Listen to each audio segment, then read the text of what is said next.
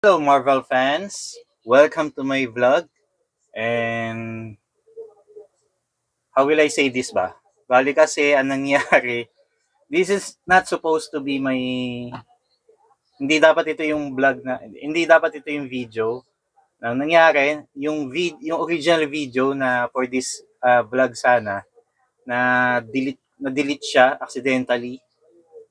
What happens is nag-overload na yung memory card nung cellphone ko, and then uh, I was going to transfer it dun sa 1 terabyte na USB. Nakarinig ba kayo ng ganun? Basta yun. And then, nagulat din ako pagtingin ko dun sa mga transfer ko last night, as in zero. Wala siyang videos na na-transfer. So, anong nangyari? Wala. Deleted na rin yun. Plus yung mga iba ko pang videos doon sa mga previous vlog ko from doon sa Comic Card Lover pa na channel ko. Nawala. So, yun. I have to start from scratch. And ito na nga yun. Nag-video ko ng panibago. Kaya lang kasi, wala na doon yung unpacking nung sayang eh. Yung nag-unpack ako ng no, nung packaging nung comic book na dumating sa akin last week. Yung sa mga yun nga pala, itong vlog na to, this is showcase ko sa inyo yung mga comic books na bid ko from this Facebook page. So sayang, hindi ko na sa bagay, okay lang naman kasi wala tayong magagawa. We have to move on. We have to move forward. So ito na lang yung solution na ginawa ko. I made a new video. So buti na lang 6 minutes lang 'yun. So buti 'yun yung na-delete, hindi yung 17 ano. May mas mahaba pa kasi yung video. 'Yun na-save ko 'yun. Buti na lang hindi ko siya transfer agad. So okay, let's start. So this is my comic books na dumating na from this FB page na halos everyday may more for bidding siya. Yung pwede ka mag-bid ng mga comic books. So ito yung mga yon. So, for those of you who are asking kung ano yun, pero I guess if you're a collector, alam nyo siguro yung page na yun eh, yung GHQ. Basta kung gusto nyong malaman din yon kung ano yung FB page na yon, just send me a message. Ngayon, i-forward ko sa inyo yung link nung site.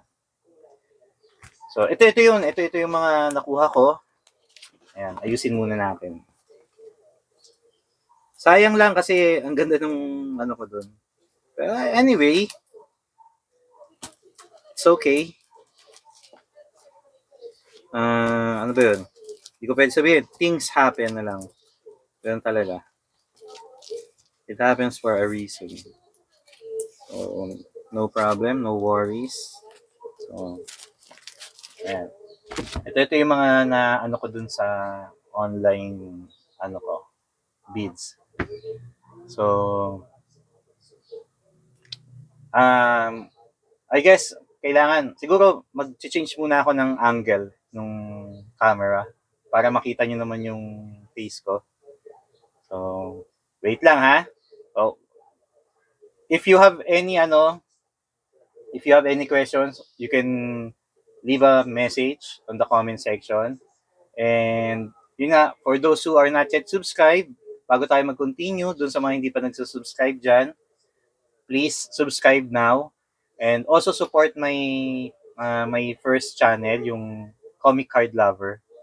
Doon kasi iba yung team ko. O mga mga did you knows and about Marvel characters and DC, any comic characters yun. Yun yung mga doon sa kabilang Ngayon for this channel, ito i-showcase ko sa inyo yung mga collection ko na tapos yung mga bagong collection ko na yun nga ito ng mga na-bid ko. Meron din ako yung mga na-purchase ko from sa mga events. yun, nagawa ko na yun dun sa kabila kasi sa Comic Card Lover. So, for this one, ito yung mga ano ko.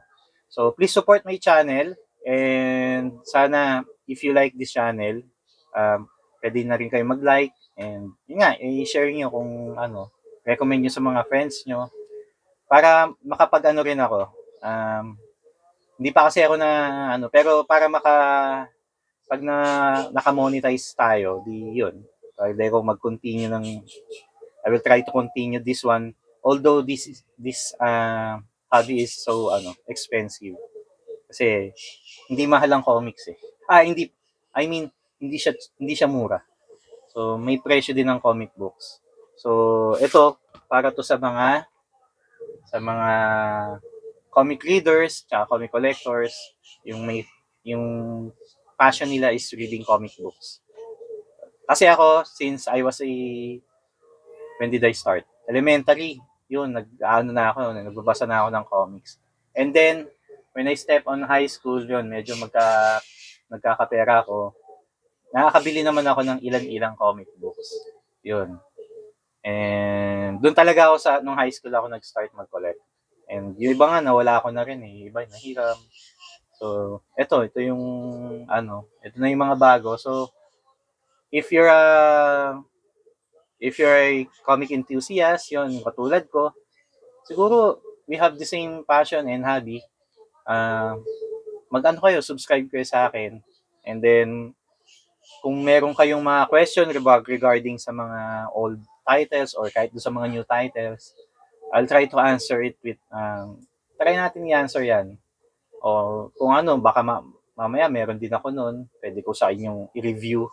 If you're planning to buy a comic book at comic title, sabihin nyo sa akin, baka meron ako nun, then sabihin ko sa inyo if okay siya i-collect or okay siya basahin. So that's it. Ito muna tayo. So let's continue with this vlog. Ngayon, sige, change angle muna tayo, Marvel fans. Para masimulan na natin ito. Alright? Just 1 sec. Tada! Hello, Marvel fans. So, okay ba? Okay ba? So, medyo hindi pa yung background natin eh kasi nakikiroom lang tayo. So, yun lang muna yung comics dito sa likod. Yun yung lalagyan ko ng mga comic books. Tapos ito, sa wife ko kasi ito eh. Siguro pagka dumami yung natin, medyo kumita-kita na tayo dito sa vlog na to, babaguhin natin yung setup.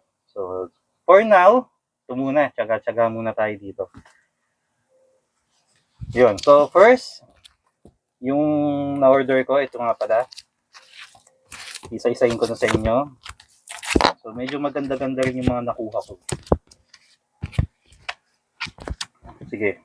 Umpisa natin dito sa Fantastic Four. Number 1, anniversary to 30th anniversary something. Ito yung si Namor.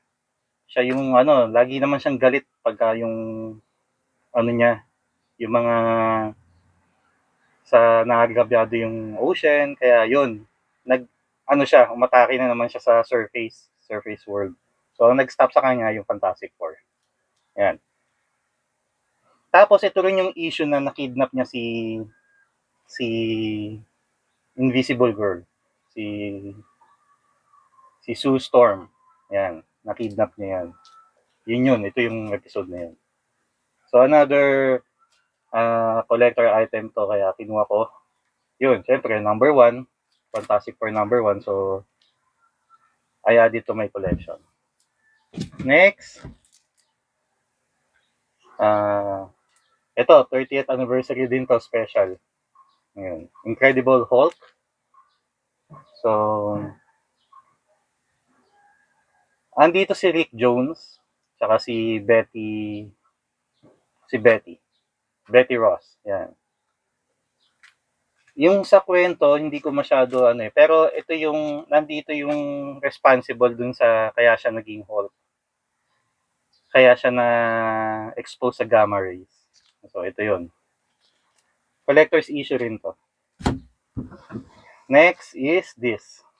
Ito lang yung TPB na nakuha ko from dun nga sa bidding. Ayan.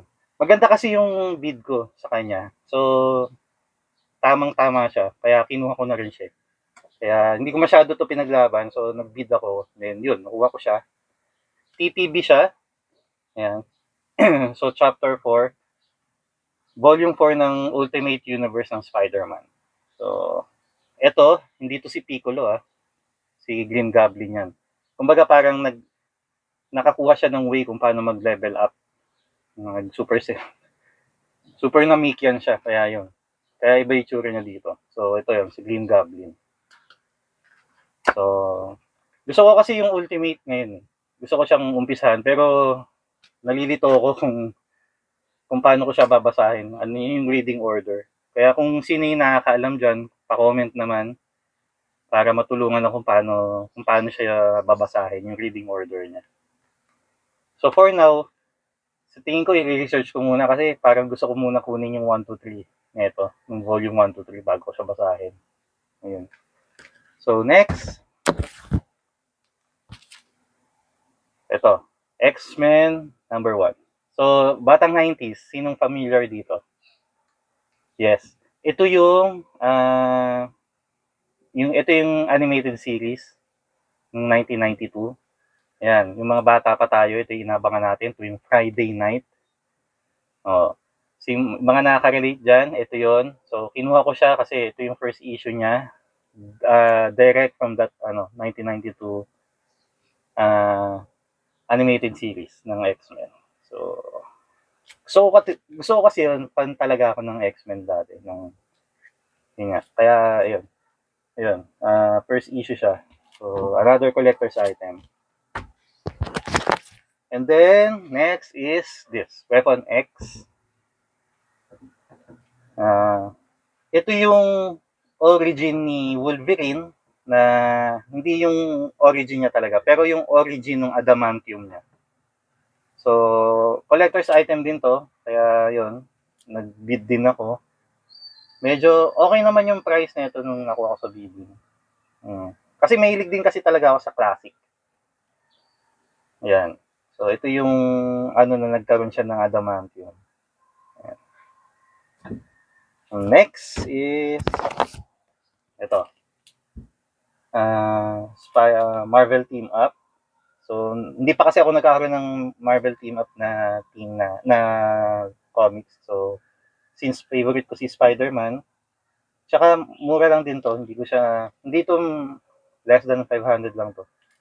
So, kaya kinuha ko na siya. Kasi nga, nakita ko siya ng good deal. So, yun, ako.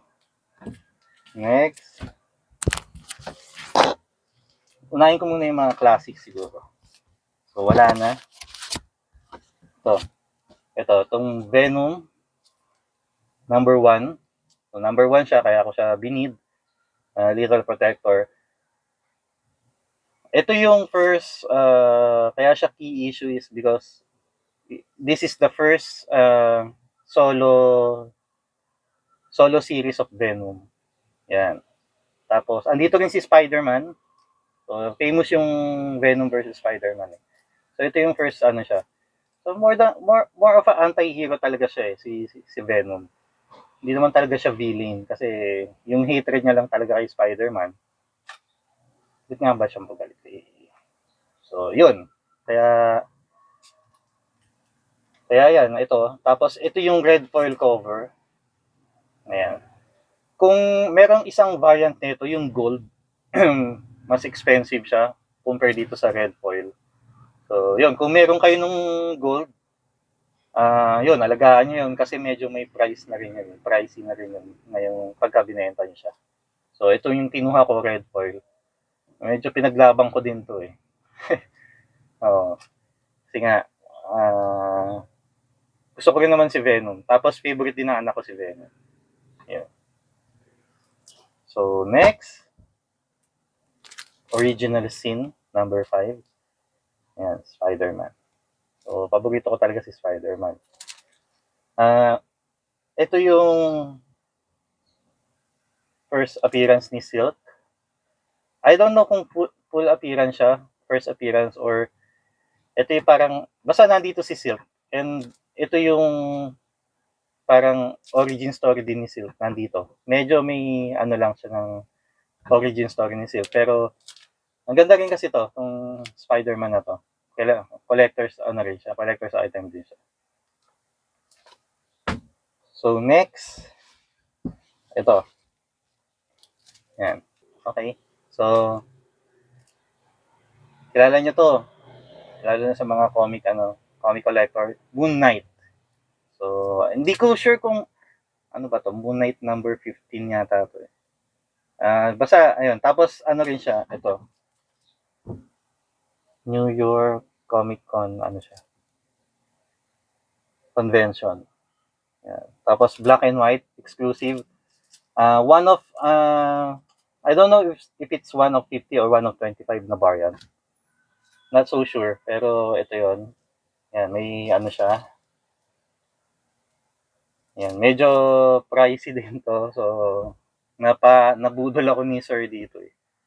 Pero okay din naman, hindi ko naman siya pinagsisiyan. Moon Knight is also my, pinapanood din kasi to nung anak ko sa Disney Plus, yung ano niya. And medyo nagustuhan niya.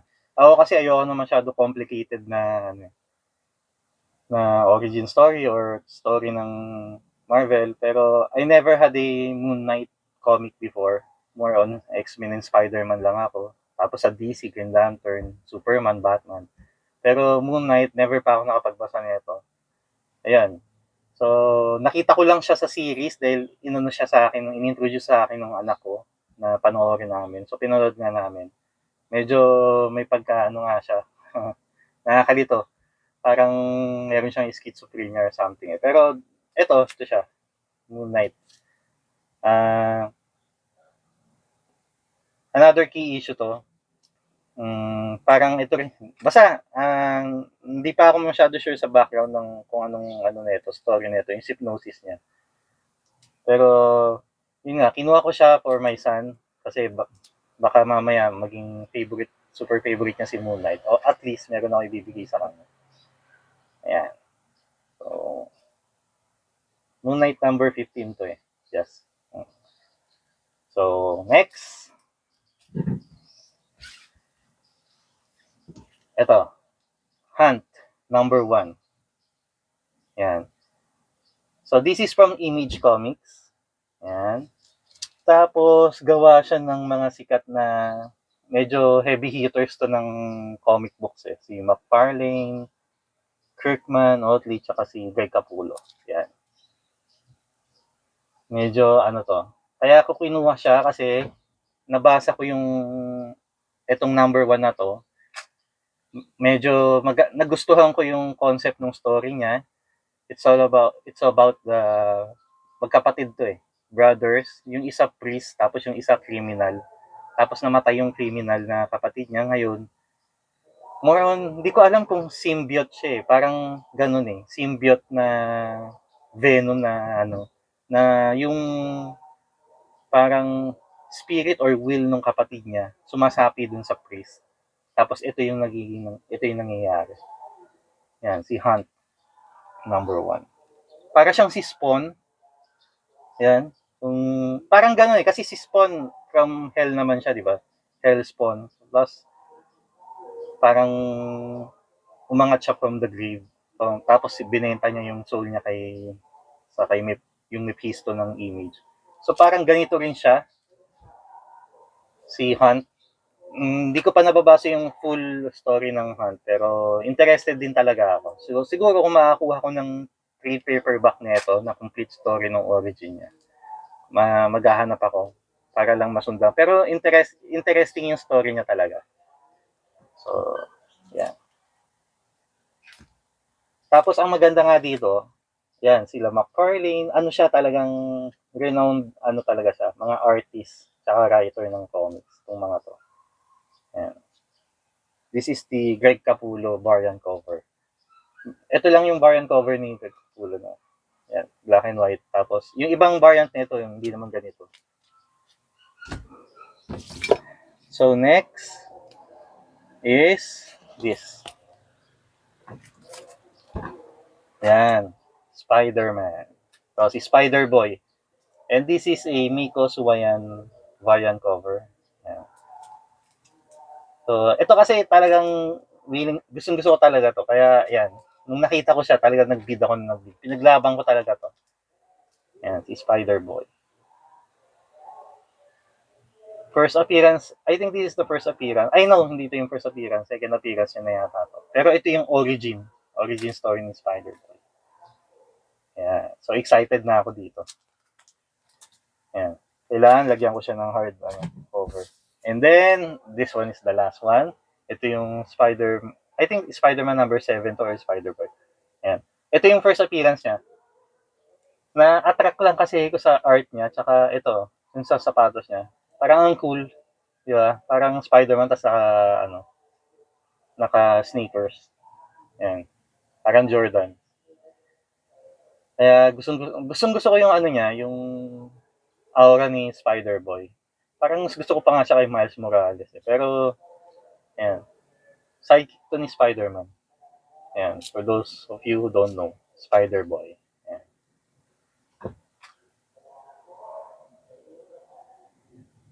So, maganda rin yung abilities na ito. Parang nagiging spider talaga siya. Yun yung nakita ko nung ano eh. Although, hindi ko pa kabisado yung full background ni Spider-Boy tsaka origin story niya. Pero I think yun. Kasi may nakita ako na naging spider siya eh. Parang nagtatransform siya into that. Parang mutant. More mutant siguro to si Spider-Boy. Ayan. Nakalimutan ko yung real name ni Spider-Boy. Ayan. So, ano pa? That's it. That's it for now.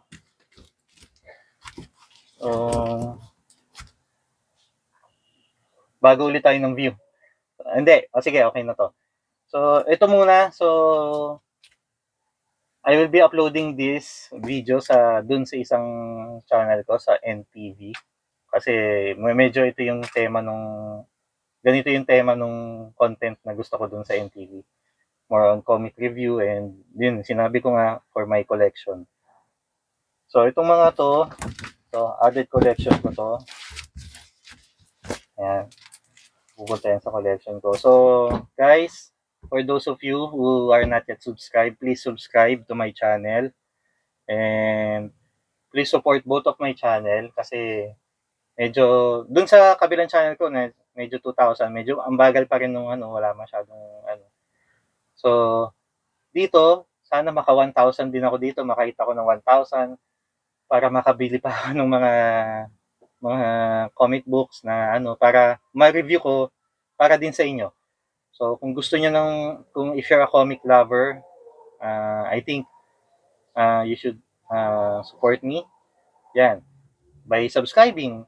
And kung gusto niyo mag-comment kayo, kung magtanong kayo sa akin, siguro I'll try my best to answer the question. Gano'n man yan kahirap. Basta about comics, siguro kaya ko yung siyang sagutin. Hindi ko lang sure yung iba, yung sa mga DC kasi hindi ako familiar sa DC. More on Green Lantern and Superman and Batman lang ako. Pero, yun. Sa Image Comics, I have also a few. Mga Wildstorm, mga Wetworks, yun. Yun lang yung nabasa ko before. Tsaka nung high school pa ako nun. So, ngayon lang ulit ako nagka-comeback sa comics. Siguro, starting last year lang ako nag-comeback na mag-collect ulit, tsaka magbasa. So, kung meron kayong gustong i-compare from movies to comic books, pwede nyo akong tanungin kasi halos sa mga pinalabas dun sa MCU, yung mga Civil War, meron ako noon, nabasa ko siya sa yung comic version niya, nabasa ko. Pwede kayo magtanong sa akin kung may gusto kayo malaman, nalilito kayo doon. Yun yung ko eh, kasi malayo talaga yung cinema version compare sa comic version. So, siguro ginagawa nila yun kasi nga, more complicated talaga pagka books eh. Same din naman yun sa mga adaptation ng mga cinema ng mga books nila, Harry Potter, nila Lord of the Rings. Ibang-iba siya compare sa books tsaka sa cinema. Mas complicated yung sa books. Pero meron din namang magandang version yung cinema compare sa comic book. Yun. So, Mag-comment lang kayo or message me dito sa channel na to or dun sa kabilang channel ko, yung Comic Card Lover. Ayun. So, dito muna ako guys. Medyo mahaba na itong vlog na to. Thank you and I'll see you on my next vlog, Marvel fans. Bye-bye.